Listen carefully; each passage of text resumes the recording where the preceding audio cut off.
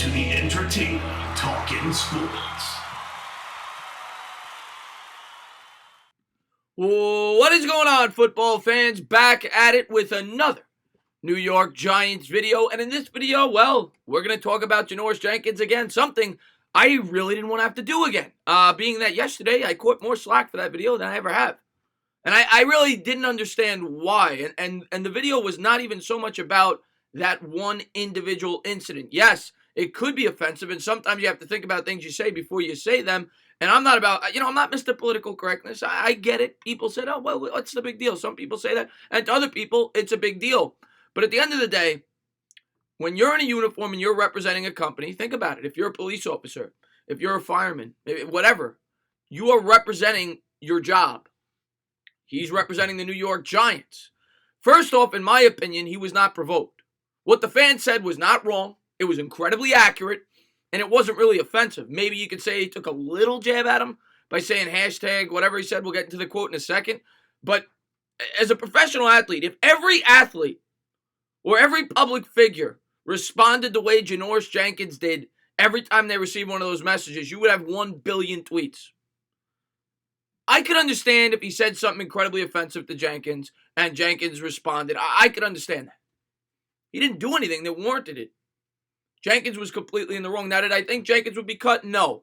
But this, like I said, is a culmination of things. Jenkins, obviously, earlier in the year, went after his teammates. Now, at the time, I'll be the first to tell you, I was happy because it seemed as if somebody was lighting a fire. Then, 2 weeks ago, he goes after James Betcher, doesn't mention him by name. Then, he does what he does, and we'll get into the aftermath of his apology and what he said after the Giants cut him. But as far as I'm concerned, I'm glad this guy's not a Giant anymore. We were going to cut him anyway, being that we would have saved $11.5 million, and he's not a leader. This guy is supposed to be a leader on this football team. You've got a leader on this team, on a team that's supposed to be all, this beautiful culture and all this. He's supposed to be one of the faces of the defense. He's got all new young puppies back there, all rookies and second-year players in the secondary. He's supposed to be the guy that leads them. Well, he's not doing a good job of it when he's doing things like this. So I'm glad that the Giants have moved on. I said I would have waited till Black Monday. Giants said we can't wait anymore after he did what he did. But here is some of the tweets and, the quotes that came out after Janoris Jenkins did what he did yesterday. First, we're going to start with, the tweet that caused all this. How many of those stats contributed to any wins? That was in response to Janoris Jenkins posting stats. Is that really offensive?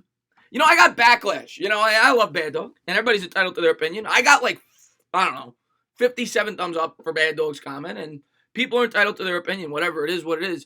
But is that really an offensive comment? Let's read that back one more time. How many of those stats contributed to any wins? In response to Janoris Jenkins' stats. Hashtag none, hashtag irrelevant. He writes, I could only do my job, retard. Now, if you're just regular people on the street, like we are, okay. But when you represent an organization or you represent a job, that does not look good on the team, period, end of story. And that, at the end of the day, is not what got him fired. We're going to dig deeper into this story. After that, this was his apology. This was his heartfelt apology. Yeah, I regret it. But at the end of the day, it's my slang. So you take it how you're going to take it. Then that's on you. I don't mean to offend nobody, Jenkins said. My daddy always told me, speak freely and own up to what you say. So I always speak freely as a man, and I speak how I want to speak. Doesn't sound like a very heartfelt apology. So then the Giants proceeded today to cut him. And this was his response. Best news ever. Thank you. Best news ever. Okay. Well, Jenkins, I hope it's the best news ever for you. You've just been cut by an NFL organization after you were due to make $14.75 million and carry a $3.5 million dead cap hit next year. You're also going to lose out on probably $2 million over the remaining 3 games. And next year, you will be because of what you've done this year, how you've handled the media, how you've handled being a leader and a teammate, and what you did in this, you're going to find it hard to get a job. And if you probably will, But you're a little bit over the hill, as I said. You've regressed over the last 4 years of your career. You're not in your prime, and you're not a Saint. So you're going to find it hard to get a job. And if you do get a job, I don't think it's going to be very high, paying in, in NFL terms. So you probably cost yourself some money with the way you've acted over the course of this season, and especially in a year where he was supposed to be a leader to these younger players. Janoris Jenkins, he failed, period, end of story. And anybody that disagrees with me, go right ahead. That's just my take on it. The New York Giants have always been a no-nonsense organization, and I'm glad they did what they did. It's time to move on. I wouldn't have cut him after what he, I would have probably benched him for a game. I don't know if I would have cut him, but then with the apology and all that, goodbye. Don't need you on this football team. You're gone in 3 weeks anyway. We'll be better off without you. As always, if you liked what you watched, please subscribe, drop a comment, maybe give me a little thumbs up. Cheers.